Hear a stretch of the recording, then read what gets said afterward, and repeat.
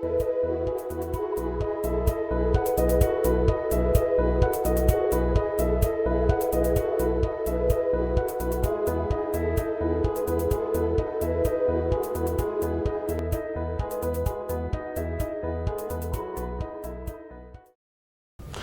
alaikum. I am Adnan Shoaib, faculty member at ComSci Institute of Information Technology, and today is our lecture number 8 regarding the course Risk Management and Insurance FNC 710. Today we are going to continue with our previous topic, that is advanced topics in the risk management, with which we are going to see कि हमारे पास क्या चीजें थी और कुछ में नहीं थी. लास्ट टाइम हम लोगों ने probability analysis, risk analysis and further हमने उसी के बाद साथ ये भी देखा था कि प्रोबेबिलिटी एनालिसिस, रिस्क एनालिसिस में हम लोगों के पास लॉस डिस्ट्रीब्यूशन एनालिसिस में क्या क्या चीजें इसमें इन्वॉल्व थी, उसको हम लोग आज फर्दर देखेंगे. प्रोबेबिलिटी एनालिसिस एक्चुअली है क्या और कैसे वर्कआउट करती है, how that are being worked out, और किस तरह से उस वर्कआउट को हम लोग सामने रख के देख सकते हैं कि ये वर्क्स कैसे आ रहे हैं और किस तरह से ये डेवलप होके हमारे सामने नजर आ रहे हैं. So we are going to see कि हमारे पास क्या चीजें इन्वॉल्व हैं और कैसे हमने उनको सामने रख के आगे लेकर चलना है. That is how we are going to see it further कि हमारे पास कौन कौन सी चीजें एडवांस इस टॉपिक और रिस्क मैनेजमेंट में इन्वॉल्व हो रही हैं. So starting with the topic, last time हम लोगों ने थोड़े से ऑब्जेक्टिव्स देखे थे उसके that are related. Now we are discussing the objectives of the probability distributions, कि प्रोबेबिलिटीज एक्चुअली है क्या और कैसे स्टार्ट होती हैं और किन किन प्रोबेबिलिटी डिस्ट्रीब्यूशंस में ये चीजें इन्वॉल्व हैं. Application in risk management and insurance, के कुछ एप्लीकेशंस भी आती हैं on risk management and insurance side. That insurance premiums are also there. Insurance premiums कितनी हैं. यूज प्रोबेबिलिस्टिक अप्रोचेस, क्या यूज करना है हमने, प्रोबेबिलिस्टिक अप्रोचेस को यूज करना है. Probability distribution application in risk management and insurance, की एप्लीकेशन क्या आ रही है, इन रिस्क मैनेजमेंट भी आ रही है एंड इंश्योरेंस भी आ रही है, और इंश्योरेंस प्रीमियम भी आ रहा है कि इंश्योरेंस प्रीमियम्स कौन कौन से हैं और कैसे डील करते हैं.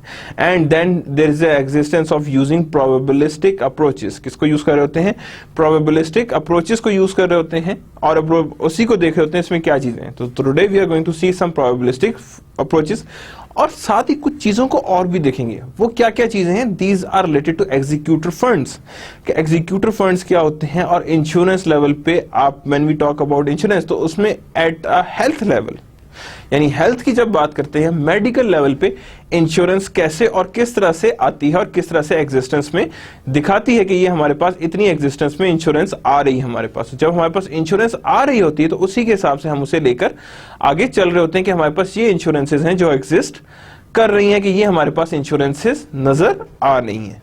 तो when we talk about insurance we have to see कि हमारे पास क्या क्या चीजें इन्वॉल्व हैं और कैसे हमारे पास ये चीजें नजर आ रही हैं. ठीक है, तो probability distribution application in risk management insurance, ये भी हमने देखना है कि रिस्क मैनेजमेंट और इंश्योरेंस में इसकी क्या एप्लीकेशंस आनी है, किस तरह से ये probability distribution is a part of risk management and insurance, के इंश्योरेंस एंड रिस्क मैनेजमेंट में ये क्या पार्ट प्ले कर रही हैं और इनके पीछे क्या क्या चीजें इन्वॉल्व हैं.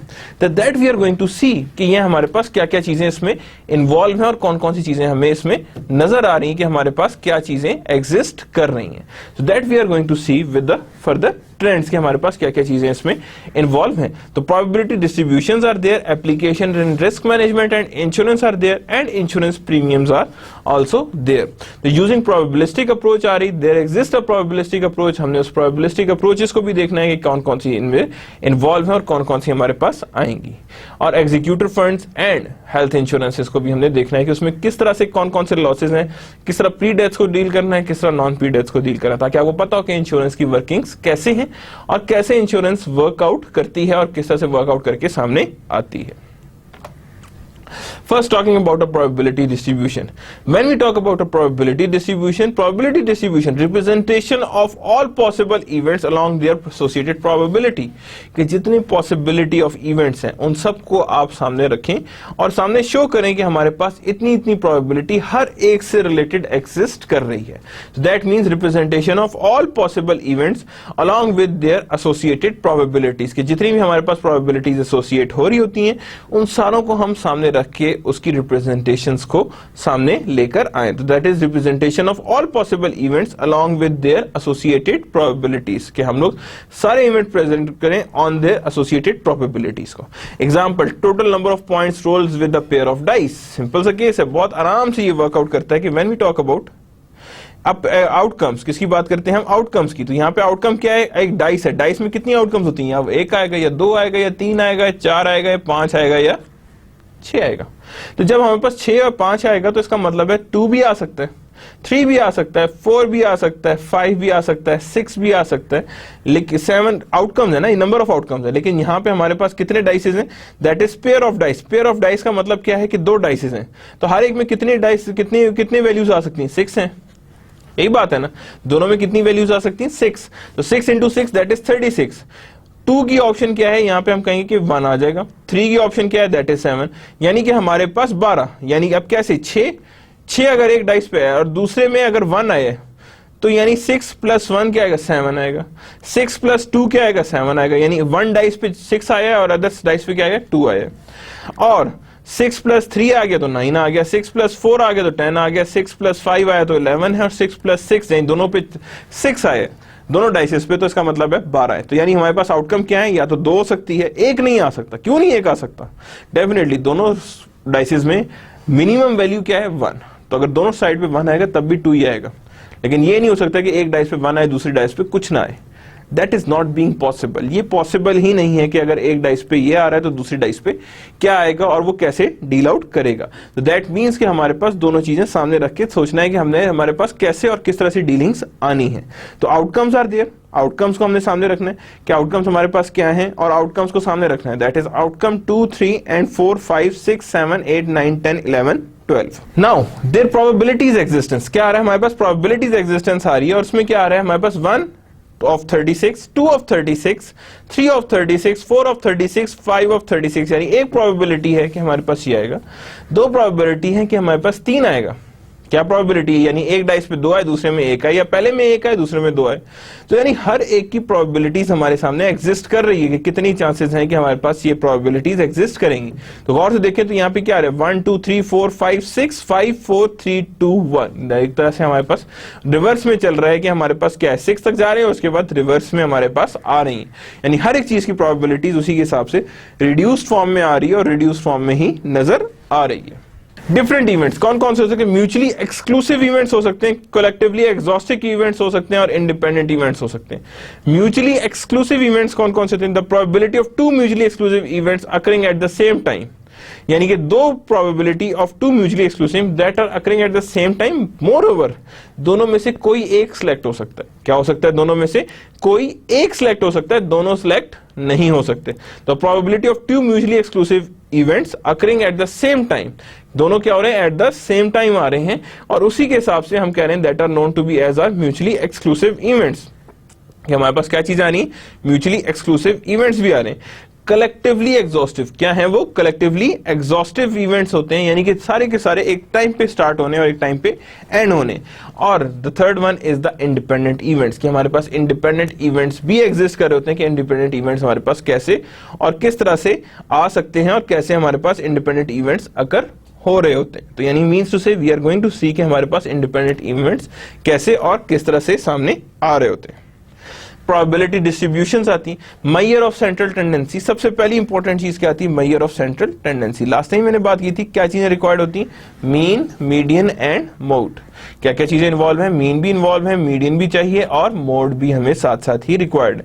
That means mean, median and mode, तीनों चीजें हमें रिक्वायर्ड है। मेजर ऑफ वेरिएबिलिटी क्या हो सकती है, डिफरेंसेस, कि what is maximum value, what is maximum value and what is minimum value. ये हमारे पास मिनिमम वैल्यू क्या है, what is minimum value and what is maximum value. Next क्या आ सकती है, वेरिएंसेस आ सकते हैं। क्या आ सकते हैं हमारे पास, वेरिएंसेस। और वेरिएंसेस क्या होता है, सिग्मा स्क्वायर, क्या होता है, sigma square.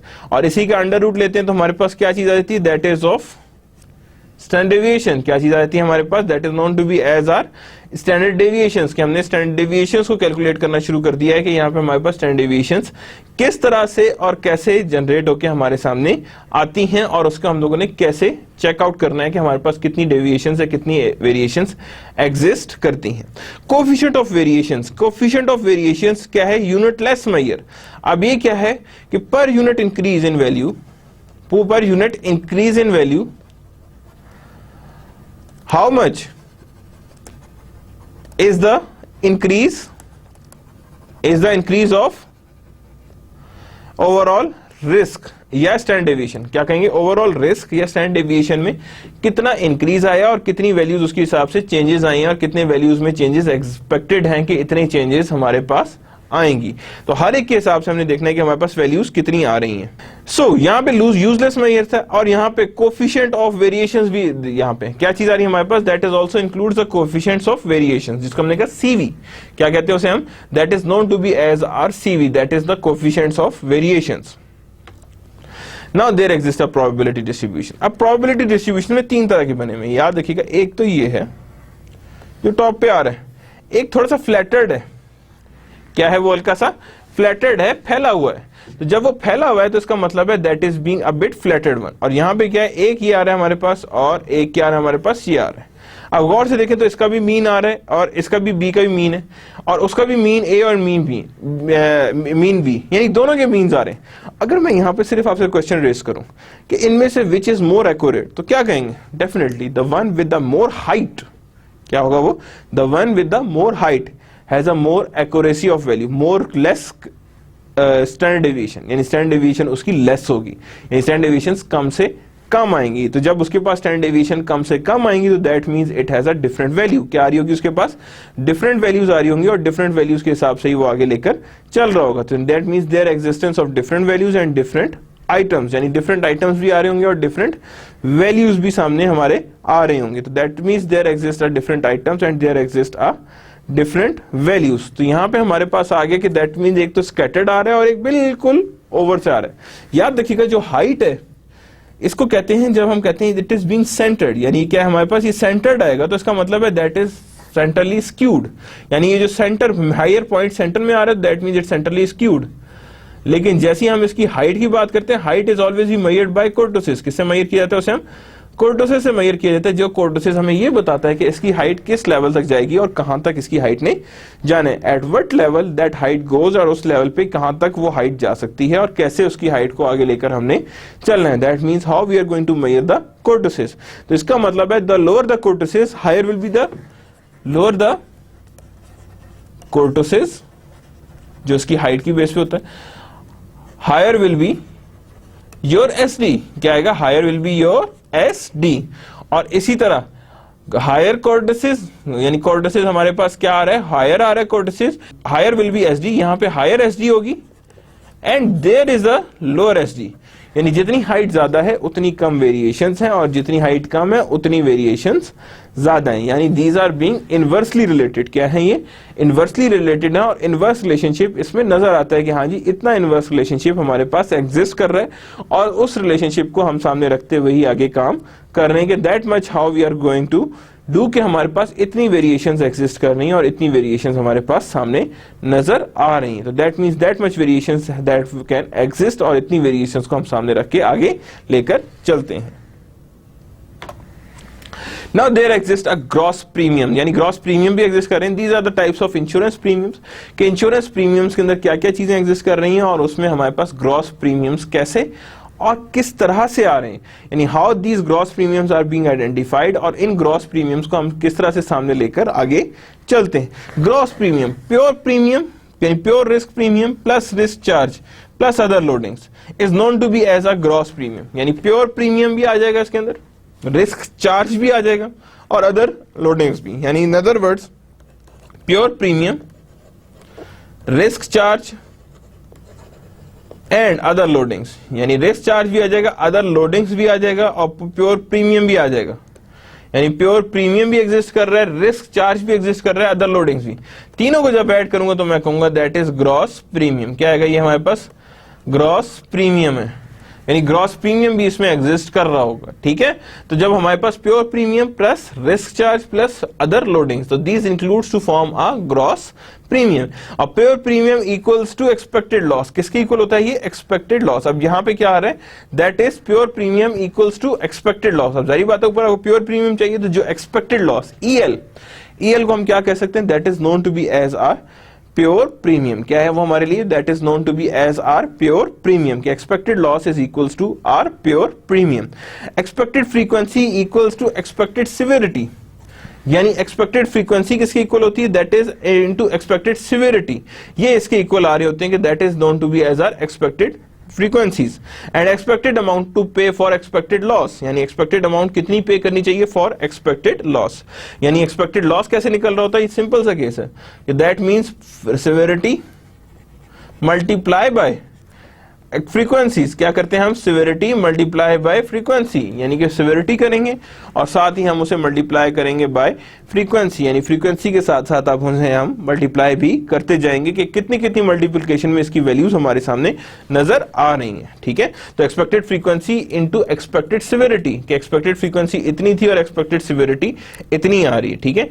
Risk charge, amount to cover the risk, क्या करें, amount to cover the risk that actual loss may be higher than expected loss, यानी रिस्क चार्ज क्या होगा, रिस्क लोडिंग क्या होगी, वो क्या होगा, amount to cover the risk, क्या रिस्क को कवर करने के लिए हमें कितनी अमाउंट दरकार है, यानी कितनी अमाउंट हमें दरकार है जिससे हम कहेंगे कि that is to cover the risk that actual loss में be higher than expected loss, कि एक्चुअल लॉस किससे हायर होगा, that is higher than expected loss, कि हमारा एक्चुअल लॉस जो है वो that is higher than expected loss. And other loadings क्या होगी, एक्सपेंसेस एंड प्रॉफिट, यानी हम देखेंगे कि इसमें एक्सपेंसेस कितने आ रहे हैं और प्रॉफिट कितने आ रहे हैं। तो ओवरऑल हमारे पास ग्रॉस प्रीमियम इन चीजों को मिलकर बना था, pure premium expected loss plus risk charge की कितनी अमाउंट हमारे पास कवर पड़ी है जिससे हम लोगों ने ओवरऑल वैल्यूज निकालनी है।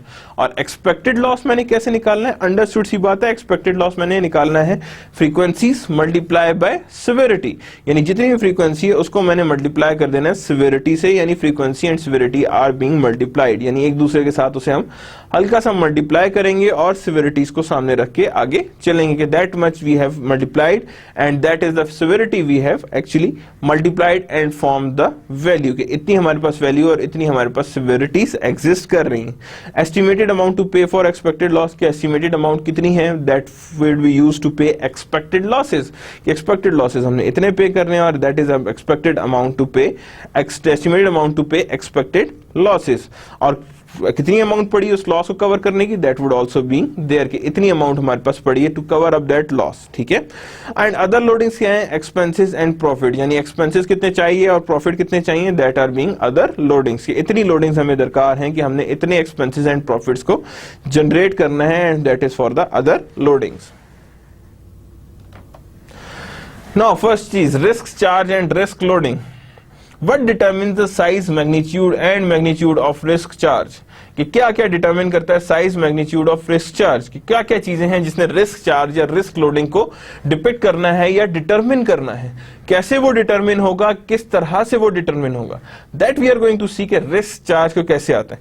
The amount of available past information to estimate expected loss, expected loss कैसे मेजर किया जाएगा, सारी बात है प्रीवियस अमाउंट से बेस करके मेजर किया जाएगा ना, कि कितना अमाउंट में प्रीवियसली हमारे पास एक्सपेक्टेड लॉस पड़ा है और कितनी अमाउंट पे एक्सपेक्टेड लॉस हम लोगों ने सामने जनरेट किया है, कि that is how much the amount of expected loss is, कि हमारे पास एक्सपेक्टेड लॉस की अमाउंट कितनी और कैसी है, और जितनी एक्सपेक्टेड लॉस की अमाउंट है उसी के हिसाब से हम चलते हैं। The level of confidence in the estimated expected loss, कि amount of available past information to estimate expected loss, कि कितनी हमारे पास पास्ट इंफॉर्मेशन पड़ी है जिससे हम एस्टिमेट कर सकते हैं एक्सपेक्टेड लॉस को, किसको एस्टिमेट कर सकते हैं, एक्सपेक्टेड लॉस को। The level of confidence in the estimated EL, the level of confidence in the estimated EL, यानी कितनी लेवल ऑफ कॉन्फिडेंस है कि इतनी एक्सपेक्टेड लॉस हमें होगा, यानी how much you are confident कि हाँ जी इतने परसेंट मुझे लॉस होना है या इतने परसेंट मेरे पास लॉस लाजमी आना है।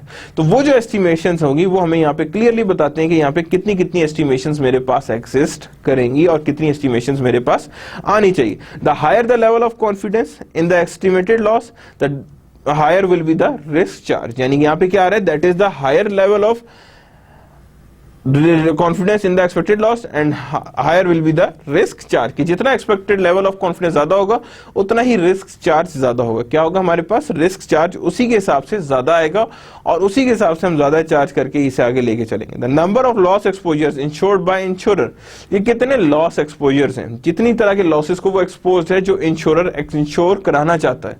यहाँ जी इतने लॉसेस हैं जिनको मैं इंश्योर कराना चाहता हूँ और इतने लॉसेस हैं जिनको मैं एक्सपोज करना चाहता हूँ, कि इतने लॉसेस हैं जो हमारे पास एग्जिस्ट कर रहे हैं और इतनी तरह के लॉसेस को हम लोगों ने कंप्लीट करना है कि हाँ जी इस तरह से लॉसेस हमारे पास एग्जिस्ट करने हैं।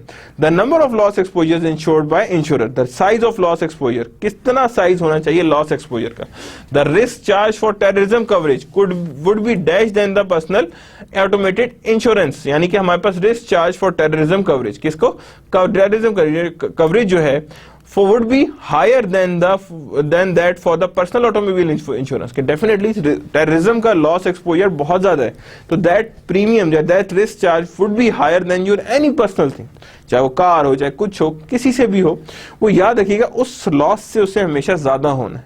और जब वो लॉस से ज्यादा होगा तो दैट वुड बी सीन कि हाँ जी ये इस लॉस से ज्यादा होना चाहिए, कि हमारे पास इतना लॉस है और इस लॉस को इस लेवल तक कवर अप होना चाहिए और उस लेवल पे वो कवर अप होके हमारे पास आएगा। प्रोबेबिलिस्टिक रिस्क एनालिसिस, यानी प्रोबेबिलिस्टिक रिस्क एनालिसिस हमने कैसे और किस तरह से करनी है, how this probabilistic risk analysis would be made, कि how this risk analysis would be made. Simple example क्या है, इवेंट्री है, यानी प्रोबेबिलिस्टिक आप रिस्क एनालिसिस करेंगे कितनी प्रोबेबिलिटी है कि रिस्क होगा, रिस्क है और कितने लेवल का रिस्क है और कितना ज्यादा रिस्क है, यानी each and everything would be measured on the basis of probabilistic risk analysis. Probabilistic risk analysis क्या कहता है और कैसे वो वैल्यू करता है। तो क्या आ गया यहाँ पे, दैट मीन्स फायर, फायर क्या है, या तो यस है या नो है। अर्ली डिटेक्शन, या तो 90% चांस है कि यस होगी और 10% चांस है कि नहीं होगी, और अगर नहीं हुई तो उसमें क्या होगा, स्प्रिंकलर वर्कर्स, स्प्रिंकलर्स हमेशा वर्क करते रहेंगे। अब क्या होगा, यहाँ पे स्प्रिंकलर की एग्जांपल ली हुई है कि अगर आग नहीं लगी तो इसका मतलब है स्प्रिंकलर वर्क करता रहेगा, 99% चांस है कि स्प्रिंकलर वर्क करता रहेगा, वरना 1% चांस है कि वर्क नहीं करेगा। और अगर वो नहीं वर्क करता तो फायर स्टॉप्स, जाहिर बात है फायर स्टॉप्स कर जाएगी, और नो और यस, यही दोनों केसेस में आ रहे हैं यहाँ पे, तो प्रोबेबिलिटीज भी हमारे पास नजर आ रही है। अब यहाँ हो क्या रहा है, गौर से देखिएगा। सबसे पहले स्टार्ट किया हमने कहां से, फायर से। कहां से स्टार्ट किया हमने, फायर से। अर्ली डिटेक्शन है, हमने कहा जी अर्ली डिटेक्शन है, हाँ जी अगर फायर है तो यस फायर है, तो यहाँ पे हम कहेंगे ठीक है जी फायर है। नहीं है फायर तो इसका मतलब है स्प्रिंकलर वर्क, स्प्रिंकल का चांस है कि 90% है कि हाँ 99.99% है कि वो यहाँ पे वर्क करेगा, 0.01 चांसेस है कि वो वर्क नहीं करेगा। अगर वो वर्क नहीं करता तो इसका मतलब है फायर स्टॉप्स, यानी कि अगर वो 5 स्टॉप्स कर जाएंगे तो वो कहेंगे हाँ जी यस, अदरवाइज नो। अगर 0.01 है तो 0.01 में से नो के चांसेस ये यस के ही हैं। तो अब मैं क्या करूंगा, इन तीनों को मल्टीप्लाई करूंगा तो आंसर मेरे पास ये आएगा। इन तीनों को मल्टीप्लाई करूंगा ये आंसर आएगा, इन दो को मल्टीप्लाई करूंगा ये आंसर आएगा, और इस अकेले को यहां पे ले आऊंगा। यानी हर तरह की प्रोबेबिलिटी पूरे के पूरे कनेक्शंस के साथ मल्टीप्लाई होगी, कि जैसे जैसे वो हर कनेक्शन उसके पास बनता जाएगा वो हमारे पास आता जाएगा। लॉस क्या, अगर फायर हुई और उसकी नहीं हुई तो उसके बाद हमारे पास लॉस ये, और अगर हुई भी और नहीं भी तो इस केस में हमारे पास 3 है, यानी कि हमने हर केस में से मल्टीप्लाई करते जा रहे हैं, और 10 केस में है और इसमें हमारे पास 0 है, यानी वहां पे हमारे पास कोई भी लॉसेज ऐसे एग्जिस्ट नहीं कर रहे, और ऐसे कोई भी लॉसेज हमारे सामने नजर नहीं आ रहे कि जो लॉसेज हमारे सामने होंगे या होंगे। What is the expected severity of fire, तो एक्सपेक्टेड सिविरिटी ऑफ फायर क्या आ रही, 19,900। क्या किया हमने, इसको इससे मल्टीप्लाई कर दिया, इसको इससे मल्टीप्लाई कर दिया, इसको इससे मल्टीप्लाई किया, इसको इससे मल्टीप्लाई किया, और इन सारों को हमने क्या कर दिया, दैट इज बीइंग एडेड। क्या कर दिया हमने, इसको ऐड कर दिया, और जो हमारे पास आंसर आया है दैट इज 19,990। कितना आ रहा है हमारे पास आंसर, 19,990 के हमारे पास इतने लॉसेज हैं जो हमारे पास एग्जिस्ट कर सकते हैं, या इतने लॉसेज हैं जो हमारे सामने नॉर्मली एग्जिस्ट करते हैं, कि इतने लॉसेज हमारे पास होने चाहिए, और उसी के हिसाब से हम इसकी वैल्यूएशंस आगे करते हैं। प्रोबेबिलिस्टिक रिस्क एनालिसिस फर्दर आगे देखते हैं। What if there is no sprinkler system, कि मेरे पास कोई भी स्प्रिंकलर सिस्टम एग्जिस्ट नहीं कर रहा, तो तब क्या होगा कि when there exist no sprinkler system, कोई स्प्रिंकलर सिस्टम नहीं है, कुछ भी नहीं है, that we have to just on our own ways. तो फायर क्या है, अर्ली डिटेक्शन है, यस हमने कर ली। अगर नई डिटेक्शन यहाँ पे आ गई, फायर स्टॉप्स नो यस, तो यहाँ पे आ गई वैल्यू, यानी 5 स्टॉप भी आ गया, तो यहाँ पे हमारे पास कितने, ये दो और यहाँ अकेला।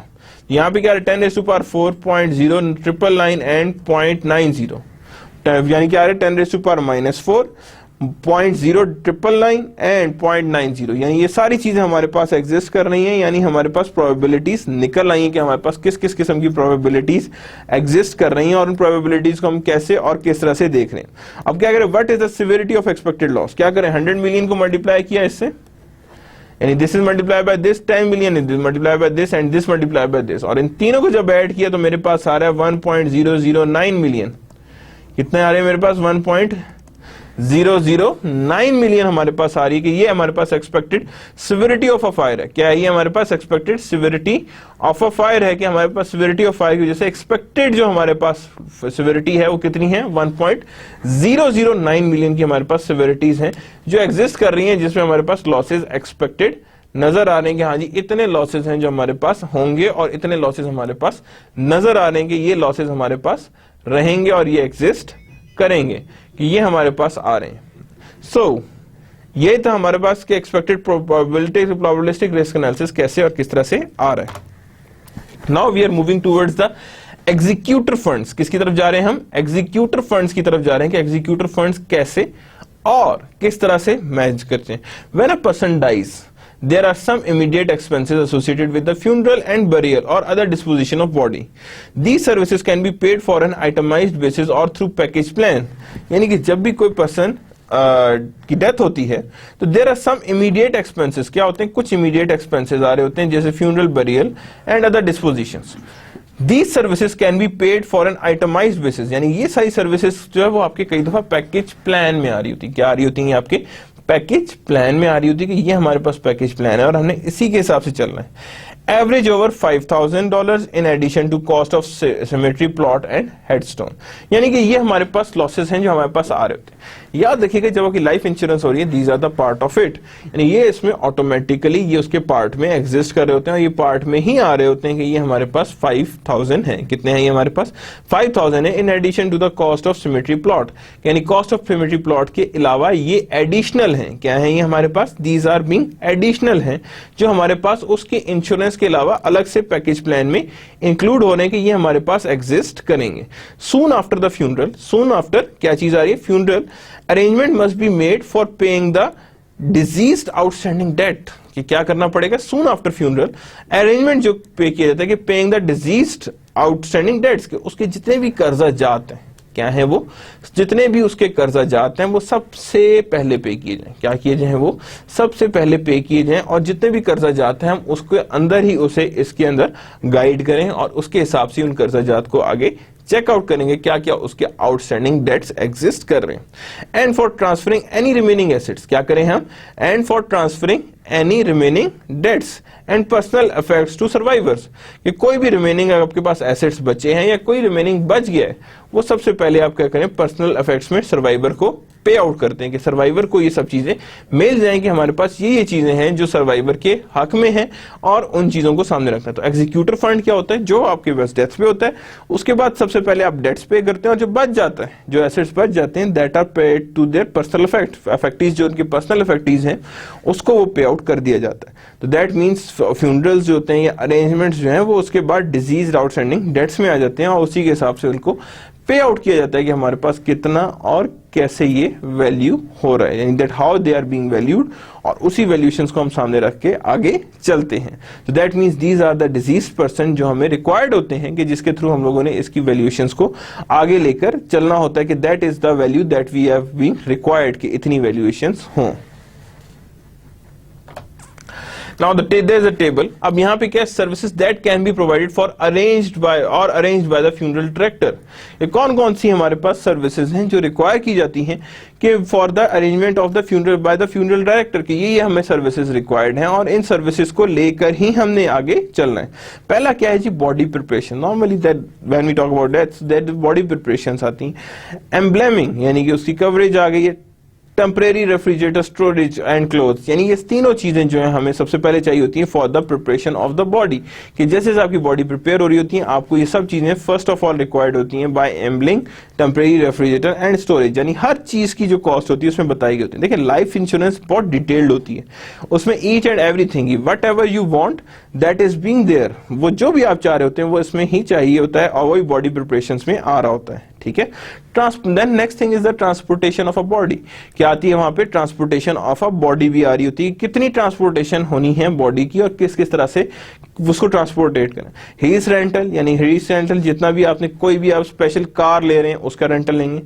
Limousine रेंटल, यानी आप देखें जब भी हम बात करते हैं, खैर यहाँ तो we are Muslims, we are of the very different manner, but when we talk about a church or something, they have their funeral is of very different manner. उनका फ्यूनरल जो होता है वो ऑल टुगेदर बहुत different manner पे चलता है और बहुत डिफरेंट तरीके से चलता है, और they have required certain more things, जिसे कहते हैं that limousine hears and motorcycle escort, that are all being the part of it. And since the next one is the long distance arrangements, कि क्या चीजें हमारे पास आती हैं, these are being on the long distance arrangement, कि हमारे पास long distance की arrangements ऐसी आ रही हैं और किस तरह से आ रही हैं, तो that means long distance arrangements are also there, कि हमारे पास लॉन्ग डिस्टेंस की कुछ अरेंजमेंट्स हैं वो भी हमारे सामने यहाँ पे नजर आ रही होती हैं। ठीक है, तो यहाँ पे आ गया फ्यूनरल और मेमोरियल सर्विसेज। अब कुछ चीजें आती हैं फ्यूनरल एंड मेमोरियल सर्विसेज में भी, और उसमें क्या आती है, visitation room rental.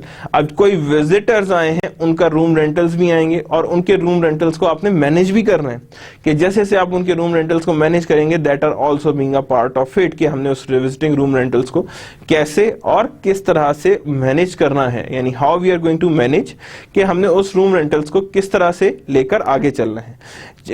Chapel rentals, यानी ये भी हमारे पास आ रही है कि क्या क्या चीजें हमें रिक्वायर्ड हैं। उसमें क्लर्जीज भी आती हैं, जो आपके पास बकायदा flowers and all that, these are being on the clergies, यानी कि क्लर्जीज भी इसमें इन्वॉल्व हो रही होती हैं। Music definitely they require, they are obviously they are being on the church, तो they require a music, music के बगैर वो आगे नहीं चलते। And then there is a flowers, क्या चीज आ रही है हमारे पास, flowers are also there, flowers आ रहे हैं। फ्लावर्स भी इजीली वहां पे देखने होते हैं, क्योंकि ये सारी चीजों में आप एक तरह से इंश्योरेंस या फ्यूनरल डायरेक्टर इसको हैंडल कर रहा होता है, बिकॉज यहाँ पे तो हम लाइफ इंश्योरेंस सिर्फ और सिर्फ डेथ को देख रहे होते हैं, लेकिन वहां पे ये वन टू ऑल हर चीज को देख रहे होते हैं। That means from everything they are being charged, everything that are being included in your insurance, के इंश्योरेंस में क्या क्या चीजें फर्दर रिक्वायर्ड हैं, और उन्हीं के हिसाब से then final disposition of body, कि आखिर में फाइनल डिस्पोजिशन ऑफ बॉडी कैसे और किस तरह से होगी।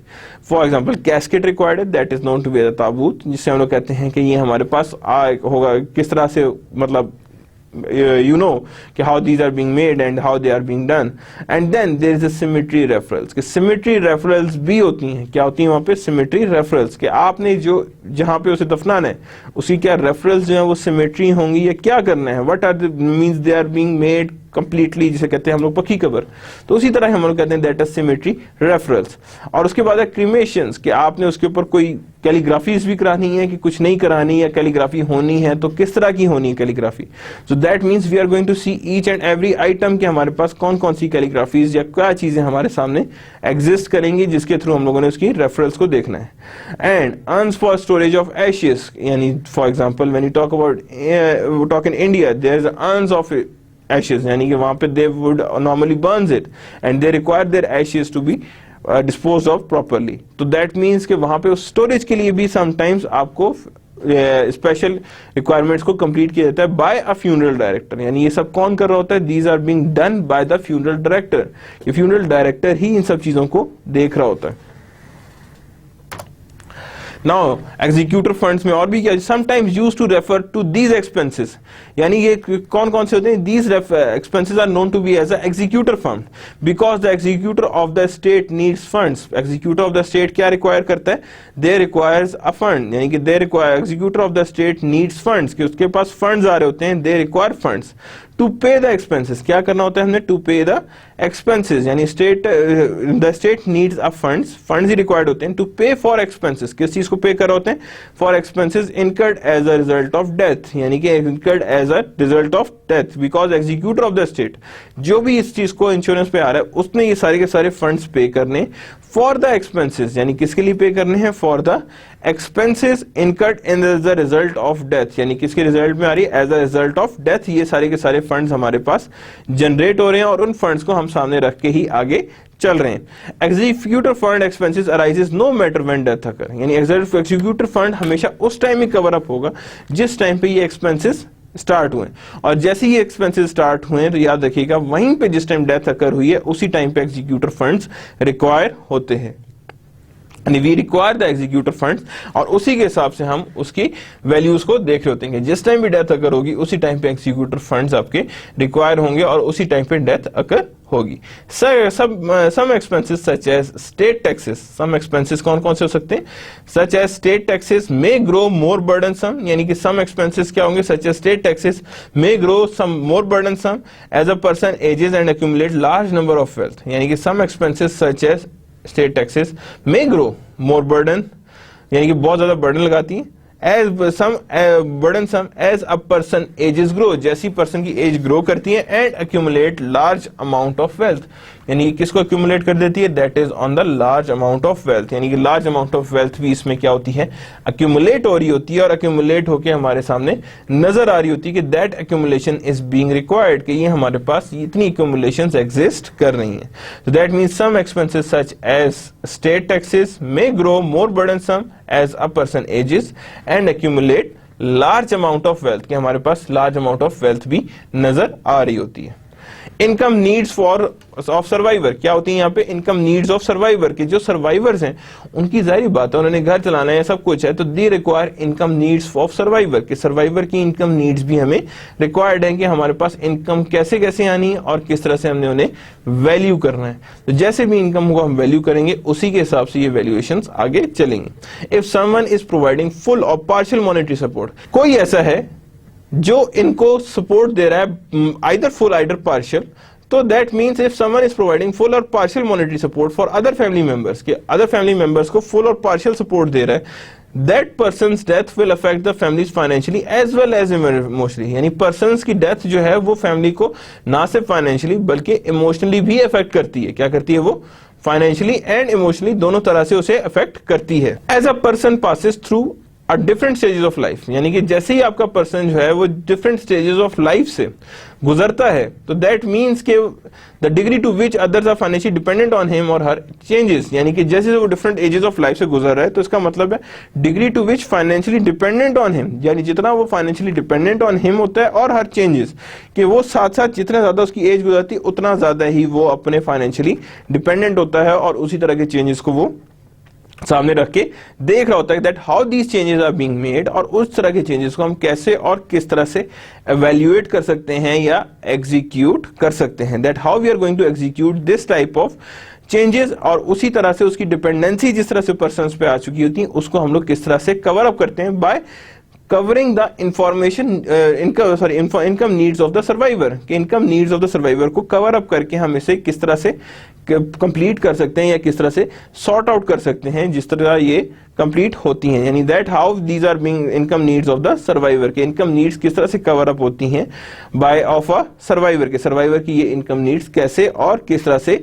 कवर अप होकर हमारे सामने नजर आ रही होती है। तो that is that the degree to which other are financially dependent on him or her changes, कि जितना भी उसकी चेंजेस आ रही हैं और कितना उस पर फाइनेंशियली डिपेंडेंट हैं, और जितनी डिपेंडेंसी ज्यादा होगी डेफिनेटली उतना ज्यादा ही इसमें चेंजेस ज्यादा नजर आएंगी। तो that means there is some income needs of a survivor, और sometime it is being made by some other person of a family, और sometimes it is based on your life insurance, यानी ये सब चीजें लाइफ इंश्योरेंस पर भी dependent होती हैं, that how they are being made, और किस तरह से उन्हें हम लोगों ने लाइफ इंश्योरेंस को सामने रखना होता है, that how we are making that life insurance being made, किस तरह से वो सामने रखा जा सकता है, that how they are being made on the life insurance. Now, business related exposure, there are also being the existence of a business related exposures, कि business related exposures किस तरह से होते हैं और कैसे होते हैं। If an employee perform a service that would be especially hard to replace, यानी कोई employee ऐसी services provide कर रहा है जो सिर्फ वो कर सकता है और कोई perform नहीं कर सकता, that may be considered as a key employee, उसे क्या कहा जा सकता है, that is known to be as our key employee, यानी कि कोई employee ऐसा है जो एक certain हार्ड सर्विसेज प्रोवाइड कर रहा है जिसको कोई भी और नहीं कर सकता और उसे रिप्लेस नहीं कर किया जा सकता, उस तरह के एम्प्लॉय को नॉर्मली क्या कहा जाता है, that are known to be as are key employ. क्या कहते हैं उसे हम, कि ये हमारे पास की एम्प्लॉय, और की एम्प्लॉय के हिसाब से ही हम उसे आगे लेकर चल रहे हैं। तो दैट मीन्स कि that is known to be as are key employee. If an employee perform services that would be specially hard to replace, that person may be considered as a key employee. His or her death may cause plans और projects to be abundant. Sometimes आपके पास ऐसे होते हैं कि उसकी death जो है वो उन प्रोजेक्ट्स को अबंडेंट कर रहे हैं। For example, if I would ask there is a certain film and that is being directed by a certain director and director got a sudden death, so that means कि वो काम तो उसके बगैर नहीं हो सकता, because they knew it. So that means कि there may be a cost that would be abundant because of the death of a certain person. Certain person की डेथ की वजह से वो वहां पे एक काम अबंडन हो गया और वो एक काम रुक गया है just because of that specific person, कि वो स्पेसिफिक पर्सन की वजह से वो काम बिल्कुल ही हाल्ट हो गया और अबंडन हो गया. और द बिजनेस में seek a replacement person following the death of की एम्प्लॉय. और सबसे पहला बिजनेस काम क्या करता है कि उसी का अल्टरनेटिव पर्सन मार्केट से ढूंढना शुरू करता है कि किस तरह का रिप्लेसमेंट या किस तरह की मार्केट पर्सन उसे मिल सकता है और जो उसकी की एम्प्लॉय की कमी को दूर कर सकता है. That how they are being made, और उस तरह उसकी कमी को कौन और किस तरह से पूरा कर सकता है और उसे कैसे पूरा करना चाहिए कि किस तरह से वो पूरा हो. And how they are being made and how they are being hard to replace, कि उन्हें इतने आराम से आप रिप्लेस नहीं कर सकते and you can't make it on their own, कि किस तरह से उसे आपने रिप्लेस करना है. कॉस्ट इन्वॉल्व्स, क्या क्या कॉस्ट इन्वॉल्व होती है. Loss of efficiency for a period of time, कि एफिशिएंसी का लॉस होता है for a period, small period of time, थोड़े छोटे से टाइम पीरियड के लिए उसकी लॉस होती है. Increase salary to attract some new, यानी कि आप फौरन क्या करते हो, अच्छा वन की एम्प्लॉय इज गॉन, आप सैलरीज इंक्रीज करते हैं. क्या करते हैं आप, सैलरीज इंक्रीज करते हैं और समथिंग न्यू, और कोई नया बंदा उसी तरह का ढूंढने की कोशिश करते हैं जिस तरह की रिक्वायरमेंट पहले की एम्प्लॉय ने रखी होती है. That means increase salary to attract something new, someone new, कि किसी नए को आप अट्रैक्ट करने के लिए सैलरीज को बढ़ाते हैं, सैलरीज को इंक्रीज करते हैं. Training and development expenses for replacement, यानी कि और आप साथ ही ट्रेनिंग एंड डेवलपमेंट भी करना चाहते हैं ताकि ये उसी तरह की एम्प्लॉय बन सके जैसे पुराना वाला था. And that requires training and development expense. क्या चीजें रिक्वायर्ड होती हैं इसके लिए, that is training and development expenses, कि कौन कौन सी ट्रेनिंग्स हैं और कौन कौन सी डेवलपमेंट एक्सपेंसेस हैं जो वहां पे होती हैं और किस तरह से उनकी रिप्लेसमेंट्स हम कर सकते हैं और कैसे रिप्लेसमेंट्स की जाती हैं. That means there is a training and development expense for the replacement, के रिप्लेसमेंट्स के लिए हमें भी require a training and development expense, जो हमें ये बताता है कि किस किस तरह से आते हैं. तो दैट मीन्स कॉस्ट क्या क्या इन्वॉल्व है. लॉस ऑफ एफिशिएंसी, क्या चीज हमारे पास है, लॉस ऑफ एफिशिएंसी, जहरी बात है की एम्प्लॉय था वो एफिशिएंसी अब नहीं रहेगी. इंक्रीज सैलरी आप करनी पड़ती है ताकि हमें उसी जैसा न्यू एम्प्लॉय मिल सके. ट्रेनिंग एंड डेवलपमेंट एक्सपेंसेस भी आ सकते हैं, ट्रेनिंग एंड डेवलपमेंट भी आ सकती है, रिप्लेसमेंट भी आ सकती है, यानी रिप्लेसमेंट को आप ट्रेनिंग एंड डेवलपमेंट दें. एंड साथ ही increase salary to attract new customer, के इंक्रीज सैलरीज भी कर होते हैं जिससे हम अट्रैक्ट कर सकते हैं न्यू कस्टमर्स को. तो loss of efficiency for a period of time में ये भी चीजें इंक्लूड होती हैं कि that how we are going to increase the salaries, कि हमने इसकी सैलरीज को कैसे और किस तरह से अट्रैक्ट करना है. That means increase salaries to attract someone new, कि कुछ न्यू को आपने अट्रैक्ट करना होगा for by increasing their salaries, के सैलरीज को हम इंक्रीज करेंगे और सैलरीज को इंक्रीज करते ही हम लोग जाएंगे. और that is known to be as a business related exposures. क्या कहते हैं इसे हम, these are known to be as are business related exposures, के बिजनेस रिलेटेड एक्सपोजर्स इस तरह के ही होते हैं जिसके अंदर हम एम्प्लॉय की परफॉर्मेंस को मेजर कर देते हैं कि if there is a death of a key employ, की एम्प्लॉय की हमारे पास क्या हो जाती है, that is being death. Now, a person who has a ownership rights in a firm may die. अच्छा, कोई ऐसा बंदा है जिसके पास ownership rights थे in a firm and he or she may die, यानी कि वो डेथ हो जाती है, वो मर जाता है. तो तब हमारे पास किस तरह के एक्सपोजर्स एग्जिस्ट कर सकते हैं, किस तरह के एक्सपोजर्स हैं जो हमारे पास आएंगे. A person whose ownership require rights in a firm में डाई, यानी कि जिसके पास ओनरशिप राइट्स हैं और वो ऑफ द फर्म है और वो मर जाता है, या दैट में डाइड, जब वो मर जाता है. When a sole proprietor partner or a major shareholders dies, कई दफा सोल प्रोप्राइटर मर जाता है या पार्टनर मर जाता है या शेयर होल्डर्स मर जाते हैं. What are the conditions that are being required for it, that person ownership में pass to a person unfriendly to the firm, यानी कि ये उसकी ओनरशिप उसको ट्रांसफर होती है who is not very friendly to the firm, यानी कि जो फर्म के साथ ज्यादा फ्रेंडली नहीं होता. तो सबसे पहले ये ओनरशिप उसको ट्रांसफर होती है जो who is not very friendly to the firm, के जो फर्म के साथ ज्यादा फ्रेंडली नहीं होता और जो फर्म के साथ ज्यादा फ्रेंडली और यू कैन से कि बहुत ज्यादा अनफ्रेंडली भी ना हो. इफ इट में even result in liquidation of firm. Sometimes जब पार्टनर होते हैं तो डेफिनेटली अगर एक पार्टनर बन गया तो sometimes it leads to the liquidation. Sole proprietor case में तो डेफिनेटली लिक्विडेशन आते हैं, लेकिन इट में लिक्विडेट द फर्म्स की लिक्विडेशन की तरफ भी हम जा सकते हैं in order to pay the person executor fund expense.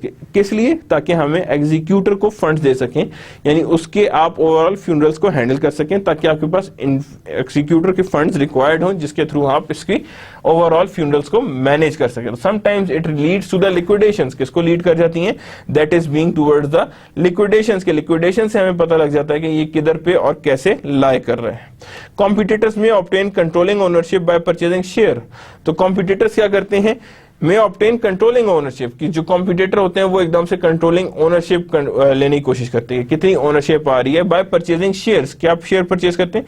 Bye purchasing shares from families और families of disease stock holder, यानी कि आप शेयर्स परचेज कर लेते हैं from the owners of family of a disease stock holders की। जो भी स्टॉक होल्डर्स है कॉम्पिटिटर्स फौरन उनसे शेयर्स परचेज करने की कोशिश करते हैं ताकि वो होल्डिंग सिचुएशन या अथॉरिटेटिव सिचुएशन में या डिसीजन मेकिंग सिचुएशन में आ जाए और पूरी की पूरी फर्म को कैप्चर कर लें। सो दैट मीन्स के दैट रिक्वायर अ कैप्चरिंग, और capturing requires are certain values over there. So when we talk about a capturing, the competitor may obtain a controlling ownership. Competitor क्या कर सकता है? That may obtain a controlling ownership by purchasing a shares from the diseased family. कि उस diseased family से आप shares को purchase कर लें। Those who inherit the diseased rights may enter the business. लेकिन किसी के पास अगर जिसे कहते हैं कि खानदानी प्रॉपर्टी है तो दैट ऑटोमेटिकली डिजीज राइट्स के पास ये राइट चले जाते हैं, वो इनके होल्डिंग करेगा, जैसे विल होती है या and all that.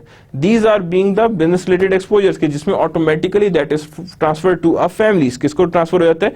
That is being transfer to a family के फैमिली को वो ट्रांसफर हो जाता है, और फैमिली को जिस तरह भी ट्रांसफर होता है दैट इज बीइंग मेंटेन्ड कि हाँ जी ये किस तरह से और कैसे ट्रांसफर होगा, और उसी हिसाब से वो जो ट्रांसफरिंग होगी that is being shown in the form of overall business related exposures. कि ये बिजनेस रिलेटेड एक्सपोजर्स में ये सारी चीजें आपको क्लियरली नजर आ रही होती हैं कि हाँ जी इतना एक्सपोजर आएगा। Those who inherit the decision may enter the business but due to inexperience may cause losses और इवन बैंक्रप्सी। आपने कह तो दिया कि हाँ जी मेरे बाद ये इस चीज का ओनर होगा, but if he don't know anything about a business, फिर क्या होगा? फिर क्या होगा? डेफिनेटली आप बैंक्रप्सी की तरफ जा रहे होंगे या डेफिनेटली आप लॉसेस की तरफ जा रहे होंगे। या तो बैंक्रप्सी आपके पास आ जाएगी या आपके पास डेफिनेटली क्या चीज आ जाएगी? लॉसेज आ जाएंगे। और जब आपके पास लॉसेज आ जाएंगे तो यहाँ पे आपके पास सबसे पहला इश्यू जो जनरेट होगा दैट इज इनएक्सपीरियंस, और वहां पे आपके पास ऑटोमेटिकली वो भी सेलिंग पे आएगा। दैट मीन्स बिजनेस रिस्क बहुत तरह का है कि अगर आपके पास इनहेरिटेंस नहीं है तो डेफिनेटली कॉम्पिटिटर्स से लेने की कोशिश करेंगे, और अगर इनहेरिटेंस है तो there is a chances of bankruptcy, कि बैंक्रप्सी भी हो सकती है, and there is a chances of any other losses, कोई और लॉसेस भी उसमें एग्जिस्ट कर सकता है जिसके अंदर ये चीज एग्जिस्ट करेगी कि वहां पे वो लॉसेस को मेंटेन करे और मैनेज करे और उन लॉसेस को वो कवर अप करके आगे लेकर चले कि किस तरह से वो लॉसेस हमारे सामने नजर आएगी, और even a bankruptcies. Exposure due to loss of health, कि हमारे पास क्या एक्सपोजर्स आ रहे हैं? That is loss of health. यानी कई दफा आपके पास एक्सपोजर ये आता है कि आप you are not being physically fit for that, कि आप कई दफा फिजिकली फिट नहीं है but that is there is an exposure behind it. तो इसका मतलब है you require a physical fitness, यानी आपको क्या चीजें रिक्वायर्ड हैं? You require a physical fitness जिसमें आपको ये नजर आए कि हाँ जी इतना यू आर मेडिकली फिट, और उसी की वजह से आपके पास फिटनेस नजर आ रही। तो loss resulting from the health problem usually fall into two categories. दो तरह की कैटेगरीज हैं जिसके अंदर ये फिजिकल हेल्थ या हेल्थ प्रॉब्लम्स एग्जिस्ट कर रही होती। Expense that must be paid for medical care, कि कुछ एक्सपेंसेस हैं that must be paid for medical care. किस टाइम मेडिकल इंश्योरेंस या हेल्थ इंश्योरेंस वो इसीलिए होती है कि expenses that must be paid from the medical care insurance, कि जितने भी आपके एक्सपेंसेस आने, सपोज हार्ट प्रॉब्लम्स हैं, शुगर है and all that, these are being paid for the medical care, कि ये हमारे पास क्या आ रही है? That is from the medical care. Income that can not be earn due to the time away from work, यानी income that can not be earn, यानी कि वो income that can not be earn due to time away from work, यानी कि income वो income that can not be earn, जो इसे हम अर्न नहीं कर सकते due to time away from work, यानी कि जो हम लोगों का time away while health problem persist, यानी कि जो हम लोगों ने हेल्थ प्रॉब्लम की वजह से जो काम हम नहीं कर पा रहे उसकी वजह से जो इनकम जो हम लोग नहीं अर्न कर रहे, that is being a loss and that can also be insured कि हाँ जी ये income because of health problem नहीं अर्न हो सकती, तो that means that is being paid by the insurances, यानी इंश्योरेंसेस इसे पे करें और उसी के हिसाब से हम इसकी वैल्यूएशंस को भी करेंगे कि income that can not be earn due to time away from work, यानी कि जितना टाइम हमारा अवे फ्रॉम वर्क होता है तो because of health problem that is also being a part of exposure, ये भी रिस्क है एक तरह से, बिकॉज हम इनकम नहीं अर्न कर पा रहे तो दैट मीन्स कि वहां पे भी हमारे पास लॉसेस एग्जिस्ट कर रहे हैं, लॉसेस को हम लोग सामने रख के देख रहे हैं कि हमारे पास किस किस तरह से लॉसेस एग्जिस्ट कर रहे हैं। While loss of health can be permanent, कई दफा लॉसेस ऑफ हेल्थ जो होते हैं वो परमानेंट होते हैं। कैसे परमानेंट होते हैं? Cancer and all that, these are the permanent losses, ये कि हमारे पास क्या कहलाएंगे, ये परमानेंट लॉसेज है। It is more often a temporary phenomenon, ये हमारे पास क्या आता है, that is known to be as a sometimes temporary होता है, समटाइम्स जैसे कैंसर है, एनी अदर बिगर प्रॉब्लम, वो कई दफा हेल्थ प्रॉब्लम परमानेंट को लेके आ जाती है, और sometimes these are being temporary, जैसे हार्ट प्रॉब्लम्स होती हैं, these are almost to be a permanent one, तकरीबन ये परमानेंट होती हैं, लेकिन they are also being at the same time temporary one, कि वहां पे टेम्परेरी फिनोमिना भी एग्जिस्ट कर रहा होता है। हमारे पास टेम्परेरी फिनोमिना में भी ये चीजें आ रही होती हैं कि that is being on the temporary phenomena, कि टेम्परेरी फिनोमिनन्स में भी ये चीजें एग्जिस्ट कर रही होती हैं, और जब ये टेम्परेरी फिनोमिनन में एग्जिस्ट कर रही होती है दैट मीन्स हमारे पास टेम्परेरी प्रॉब्लम्स भी आ रही होती हैं, टेम्परेरी प्रॉब्लम्स के साथ साथ भी हम आगे लेकर इसे चल रहे होते हैं कि that how we are going to make it on the temporary issues, की टेम्परेरी इश्यूज इसमें कैसे और किस तरह से आ रहे हैं। तो that means we are talking about कि that loss of health can be permanent और कैन बी टेम्परेरी, यानी बोथ केसेस में लॉस ऑफ हेल्थ एग्जिस्ट कर सकते हैं और लॉस ऑफ हेल्थ उसी हिसाब से एग्जिस्ट कर रहे होते हैं जिस तरह से वो लिखे हुए होते हैं कि हाँ जी how they are being made and how they are being entertained. Now there's a medical care expenses, कुछ medical care expenses भी exist कर रहे होते हैं, that how these medical care expenses are being made. Expenditure for medical care in a US have been exploded in recent year, यानी कि medical care में expenditure जो है वो US में बहुत बढ़ गया है, because lives are like that कि वहाँ पे medical issues बढ़ गए हैं, और जब medical issues बढ़ गए हैं तो that means कि आपके पास medical care भी बढ़ गई है, and then that is exploded in recent year, तो definitely वहाँ पे explosions आए। Now equal to about 16.7% of disposable personal income is on the medical care, कि 16.7% of your disposable income जो है that are related to medical care, किस पे related होगी, that is on the medical care, यानी कि उसमें 16.7% जो इनकम है वो सिर्फ और सिर्फ आपकी मेडिकल इश्यूज, मेडिकल मेडिसिन में, इन सब पे खर्चा हो रहा है। Factors contributed to high cost of health are the major fact that people live longer, यानी कि the major fact that the peoples are living longer, यानी कि वहां पे लोग ज्यादा जिंदगी होती है, तो डेफिनेटली ज्यादा जिंदगी है तो with the passage of time जो भी इश्यूज आते हैं उस वजह से मेडिकल केयर पे आपके एक्सपेंसेस बढ़ जाते हैं और उस पे एक्सपेंसेस ज्यादा हो जाते हैं। Because of health problem usually become more frequent and severe with age, कि जिस तरह से आपकी एज बढ़ती है उसी तरह से आपके मेडिकल प्रॉब्लम्स भी ज्यादा हो जाते हैं और ज्यादा बढ़ जाते हैं, और जिस तरह से आपके मेडिकल प्रॉब्लम्स बढ़ रहे होते हैं उसी हिसाब से आपकी मेडिकल केयर्स भी आपको रिक्वायर्ड होती हैं। New medical technologies and the demand by patient for state of the art treatment, sometimes आपका पुराने जिस कहते हैं कि डिजीज के लिए आपका ट्रीटमेंट की डिमांड बहुत बढ़ जाती है, जो एक्सपेंसिव ट्रीटमेंट जिसे कहते हैं, तो ऑब्वियसली एक्सपेंसिव ट्रीटमेंट होगी तो डेफिनेटली मेडिकल केयर में आपकी रिक्वायरमेंट या एक्सपेंसेस भी ज्यादा होंगे, यानी आप मेडिकल के लिए ज्यादा रिक्वायरमेंट कर रहे होंगे कि हाँ जी इतना मुझे मेडिकल के लिए रिक्वायरमेंट है और इतनी मेडिकल्स के लिए हमें ट्रीटमेंट दरकार है कि इतनी ट्रीटमेंट होनी चाहिए। The increasing frequency and severity of liability award for the medical mall practice, the increasing frequency and the severity of liability, यानी कि आप देखें अगर एक ही चीज है मेडिकल केयर फ्रीक्वेंटली रिक्वायर्ड है लेकिन सिविरिटी भी हाई है, तो याद रखिएगा माल प्रैक्टिसेस की ओवर जो आपके पास पनिशमेंट्स हैं that would be the also being higher. If in the certain operations there is a malpractice by the doctor, so definitely the overall swing amount is also being on the higher side, कि higher side पे swing amount आती है और उसी के हिसाब से हम उसे आगे लेकर चल रहे होते हैं। The increasing frequency and and severity of liability awards for the medical malpractice. Doctors and hospitals must pay higher malpractice insurance premium. कि sometimes आपको उसकी वजह से higher malpractice insurance premium pay करने पड़ते हैं. They may also perform extra procedures and tests. कि sometimes ये extra procedures and tests in addition to those they are probably necessary. यानी कि there may also perform extra procedures. कि कुछ extra procedures होते हैं and tests होते हैं in addition to those that are probably necessary. कि इसीलिए डॉक्टर्स जो थे नॉर्मली एक्स्ट्रा प्रोसीजर्स और टेस्ट लेते हैं ताकि वो अपने आप को सेव कर लें, और जो नेसेसरी हैं फॉर डिफेंसिव मेजर, के जहां पे आप वो ऐसे टेस्ट जो उन्हें डिफेंस प्रोवाइड कर सकें, क्या कर सकें, उसे उन्हें डिफेंस प्रोवाइड कर सकें कि हमने इसे किस तरह से डिफेंड करना है चीजों को और किस तरह से डिफेंड करके आगे लेकर चलना है. Cost shifting, sometimes you shift the cost.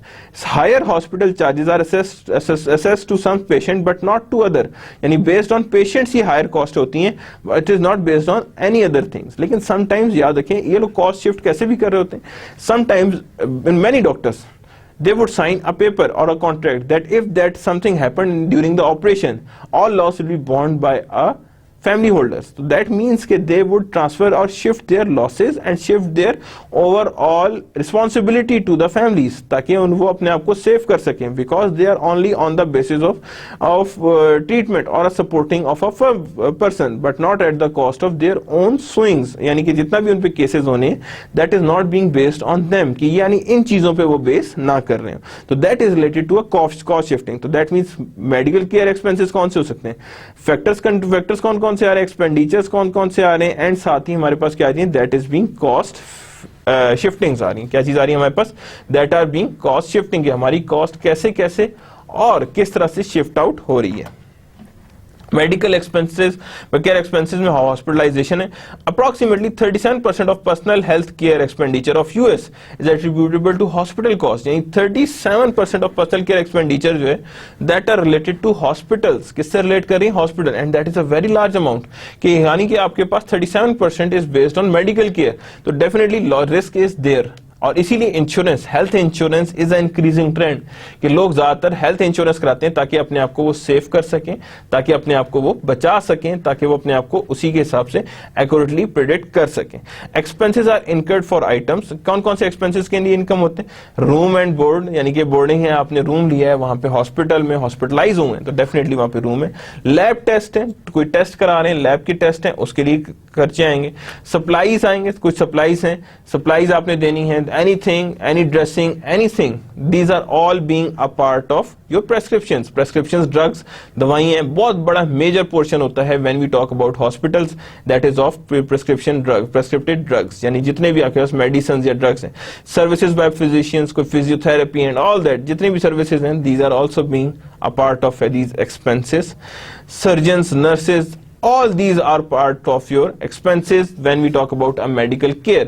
कि medical care में ये सारी चीजें required होती हैं और medical care के अंदर ये सारी चीजों को सामने रख के हमने आगे चलना होता है. The frequency and severity of loss vary considerably by the geographic locations. के यानी ये जो frequency और severity of losses जो हैं वो vary कर सकते हैं by geographic relation. The national average number of days for a hospital stay is 5. कि normal average number of days एक बंदा अगर हॉस्पिटल में कितने दिन रहता है, that is 5 days. However, in Nebraska the average is 8. यानी कि वहां पे लोग ज्यादा बीमार होते हैं और कम से कम वो कितने दिन रहते हैं, that is of 8 days वो वहीं पर रहते हैं और उनमें कोई भी चेंजेस नहीं आती. While in New Mexico, Oregon and Arizona the average is 4.5, means the people are more healthy as compared to Nebraska and Hawaii. कि वहां पे लोग ज्यादा towards this thing आ रहे हैं, यानी towards hospitalization and all that, यानी वहां पे मेडिसिन या मेडिकल केयर ज्यादा रिक्वायर्ड है. और जब आपके पास मेडिकल केयर ज्यादा रिक्वायर्ड है तो दैट मींस एवरेज आपके पास जो वैल्यूज आए दैट आर ऑफ 4.5, यानी कि 4.5 में new Mexico, Oregon and Idaho, and ऊपर नेब्रास्का एंड हवाई में दैट इज ऑफ 8 डेज. कितना है वहां पे, दैट इज ऑफ 8 डेज है, जिसके ऊपर हमने देखना है कि कितनी हमारे पास वैल्यूज आ रही हैं. तो दैट मींस एवरेज इज 4.5. कितना है हमारे पास एवरेज, दैट इज ऑफ 4.5 पे आ रहा है. दैट मींस नेब्रास्का एंड हवाई that the average is 8 and new Mexico, Oregon and Idaho the average is 4.5.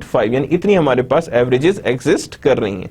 तो दैट मींस कि हमारे पास यहाँ पे इन फ्रीक्वेंसीज को सामने रखते हुए हमने आगे देखना है. मेडिकल केयर एक्सपेंसेस फर्दर भी हैं, फिजिशियन एंड सर्जन सर्विसेज हैं, fee vary according to the geographical area, geographical area के हिसाब से फी वेरी भी कर रही होती है, बिकॉज समटाइम्स ज्योग्राफिकल एरियाज की बेस पे ही आपकी फीसेज आ रही होती हैं, some hospitals are very far from their overall supplies and all that, तो डेफिनेटली वहां पे डिफरेंट आएंगी। Medical speciality of the providers, providers की मेडिकल स्पेशलिटीज होती हैं that are being totally different. Medical speciality of the providers, type of visits, initials होते हैं, follow-ups होते हैं, और इन हॉस्पिटल्स में क्या फॉलोअप चल रहे होते हैं। Moreover, there is also being requirement for the dental care, कि dental care की भी हमें requirement चल रही होती है, कितनी हमारे पास dental cares हमारे पास आएंगी। Average 5% of all personal health care expenses, यानी कि dental care में 5% आपका dental care में जाते हैं, that is means on the base of tooth पे आपकी क्या expenses आ रहे हैं, कितने expenses आ रहे हैं, और उसी के हिसाब से हम इसे आगे लेकर चल रहे हैं।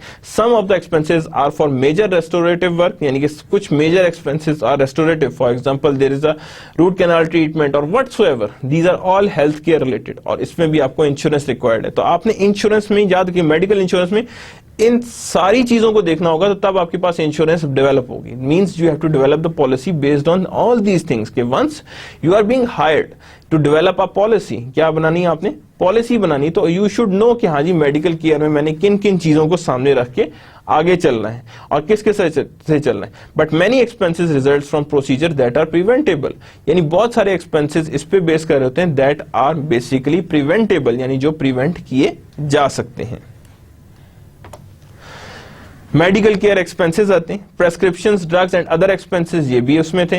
Represent over 5% of US health care expenses, यानी 5% आपका सिर्फ इसमें होता है कि आपने दवाइयां परचेज करनी है। तो that means you should know कि हाँ जी इंश्योरेंस अगर मैं प्रोवाइड करूंगा तो उसमें 5% का क्या आएगा हमारे पास, that is of that much of amount जो मेडिकल केयर में रिक्वायर्ड होगी। Mental health services that are also being there, कि कुछ तो कई दफा मेंटल हेल्थ सर्विसेज को भी देखा जा रहा होता है कि कौन कौन सी रिक्वायर्ड है हमारे पास। कॉमन प्रॉब्लम्स इंक्लूड्स डिप्रेशन, बहुत ज्यादा होता है जिसके ऊपर आप पिल्स भी ली जाती हैं, anxiety, phobias and obsessive compulsive behavior, sometimes these are the all mental behaviors. In recent years the use of mental health services has increased, बहुत लोग अब psychiatrists and all that these के पास जाते हैं because of that hassle life। तो इसका मतलब है you should include a insurance when you are making a policy, you should include कि whether you are going to include a mental health or not, for increase considerably as have the cost of these services, कि ये services आ रही हैं और इसी cost की of services की basis पे ही आपने valuations करनी है। Medical care expenses long term cares भी होती हैं, बहुत लॉन्ग टर्म से आती हैं। Person age 85 over age a percentage of population have been growing at a fast place, कि जिनकी एज 85 से ऊपर है वो बढ़ रहे हैं, यानी दे आर increasing. Diseases such as arthritis, Alzheimer and osteoporosis becomes more prevalent with the ages, कि ये wages के साथ ये diseases बढ़ जाती हैं। Person with these ailments are less likely to be able to maintain independent life arrangement, कि definitely जब इनके साथ होंगे तो that means कि आपके पास independent life arrangements नहीं हो सकते या आप नहीं बना सकते। Long term care options includes skilled nurses, home care, यानी skilled nurses आती हैं आपके पास, home care है, skilled nurses हैं, home care, custodial nurses homes हैं, personal care homes हैं, intermediate nurses home care हैं, यानी होम हेल्थ केयर भी, और सबसे ज्यादा जो इंक्लूडेड आ रहा है इन यूएस में that is hospice, when there are certain group of people that only look after for a person that is diseased one, that has a disease that is not being recovered. Expenses depend on the level of medical care, किस पे depend करेंगे, medical care पे depend करेंगे। The cost for 1 year of custodial nursing home can easily be exceed 50,000, यानी कि किसी भी custodial nursing home के लिए की कॉस्ट जो है दैट इज मोर देन $50,000, कितनी ज्यादा हो सकती है, 50,000 से भी ज्यादा हो सकती है। लॉस ऑफ इनकम बहुत दफा होता है, कैसे कैसे, डिसेबिलिटी लॉस है, when a person is unable to work, तो definitely loss of income is this here. Most disabilities are temporary, कुछ डिसेबिलिटीज बहुत टेम्परेरी होती हैं, for the time being the person eventually recover and return to work. Sometime heart टूट गया तो for that is a temporary disability, तो जब वो ठीक हो जाएगा तो person can return to work. However some are permanent, कुछ ऐसी भी होती हैं that are on the permanent side की, जो परमानेंट होती हैं। Disability can be further classified as total and partial, कि डिसेबिलिटी sometimes total disabilities में आ जाते हैं like fallage and all that, and sometimes there is a some partial disabilities जिसमें एक certain partial level पे disabilities नजर आ रही होती हैं कि हाँ जी इतना हम लोग disable हैं, और इतनी डिसेबिलिटीज हमारे पास एग्जिस्ट कर रही हैं, तो that means there exist a total disability, there exist a partial disability, यानी both disabilities are being there जो वहां पे एग्जिस्ट कर रही होती हैं. Other income losses exposures are unemployment, that is also being a exposure one. During a peacetime years, the US employment rate has typically ranged between 4 and 7%. कितनी range करें? From 4 to 7%. Government unemployment insurance program are in effect for in all states. के हर state में insurance programmes आ रहे हैं, in all states, her state में work कर रहे हैं. Designed to alleviate the effect of short terms. क्या होते हैं? ये डिजाइन करते हैं to alleviate the effects of short term. कि short term की effects आते हैं. Involuntary unemployment, that is also being there. कि आपके जब आप चाह रहे हैं काम करना लेकिन आपको वर्क नहीं मिल रहा. Only offers a floor of protection. क्या करते हैं? floor of protection ऑफर करते हैं. Not full wage restoration, के कंप्लीट रेस्टोरेशंस नहीं हो रही होती, ठीक है. फ्लोर ऑफ प्रोटेक्शन में और कंप्लीट वेज रेस्टोरेशंस नहीं पॉसिबल होती. Other income loss exposures are unemployment. किसमें आती है वो? अनएम्प्लॉयमेंट आती है. To be able to collect unemployment insurance benefit. क्या अनएम्प्लॉयमेंट इंश्योरेंस है तो डेफिनेटली आप अनएम्प्लॉयड लेंगे, but you got your money for that insurance. Unemployment worker must either have worked for some minimum period during the previous 12 month, कि कुछ time के लिए उसने काम लाजमी किया हो. Earn some minimum amount of wages, कि कुछ वेजेस उसने लाजमी अर्न की हो.